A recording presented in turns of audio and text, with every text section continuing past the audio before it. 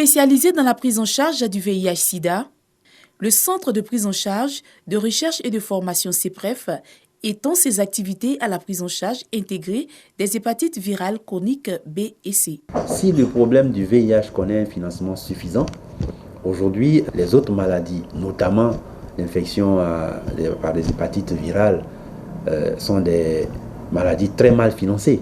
Le programme national existe avec très peu de moyens. Et nous savons que ces maladies-là peuvent nous poser problème ultérieurement. Cette action vise à améliorer la qualité de la prise en charge de cette pathologie mortelle qui reste méconnue des populations. 60% des cancers du foie surviennent à la suite des découvertes tardives. Donc le dépistage précoce permet d'éviter le cancer et la cirrhose de foie. Ça permet de sauver des vies. Depuis l'extension de ses activités aux hépatites chroniques B et C, le centre a reçu plusieurs centaines de patients. Depuis le début des activités, nous avons pu obtenir 212 patients qui sont passés au laboratoire pour la réalisation de leurs examens.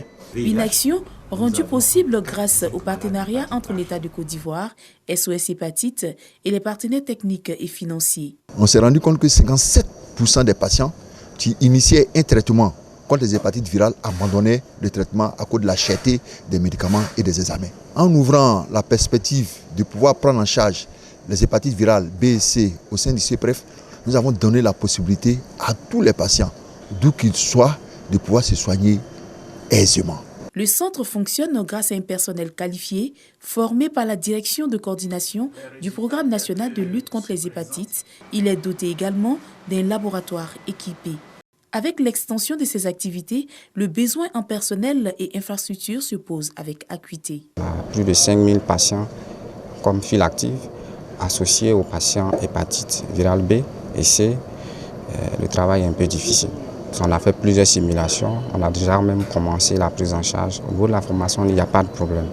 Les besoins sont énormes dans la mesure où quand on est infecté par le VIH, les choses peuvent se faire parce que c'est décentralisé. Mais quand on est infecté par les hépatites, il faut se rendre à Abidjan ou bien dans les centres régionaux où on pourrait trouver un gastro-entérologue. Alors nous avons voulu vulgariser la chose, de sorte que le médecin généraliste à un niveau comme le nôtre, c'est-à-dire au niveau communautaire, arrive à faire l'essentiel. Rappelons que le CEPREF est également un centre de santé du personnel de santé formé à la gestion de l'infection par le VIH-Sida. Avec l'appui du gouvernement ivoirien, le CEPREF veut étendre ses activités dans les 33 districts sanitaires du pays. L'Union des professionnels des médias et de la communication, UPMC, renouvelle ses instances. Au thème de l'Assemblée générale ordinaire, le bureau sortant dirigé depuis 2018 par Ben Kadek est reconduit pour un nouveau mandat de 3 ans. La grande famille des médias et ces 50 corps de métiers que nous, depuis 2008, que nous essayons de promouvoir. Autour d'un reportage même, ou bien autour d'un plateau de télé, de 20 heures de journal, c'est tout un monde.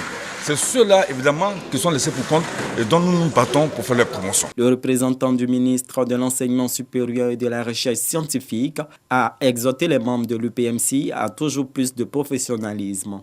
Le ministre Diawara ne peut qu'accorder du crédit, en tout cas du crédit à tout ce qui est organisation liée au journalisme, liée aux médias, parce que ces derniers jouent un grand rôle dans la stabilité, dans la cohésion sociale.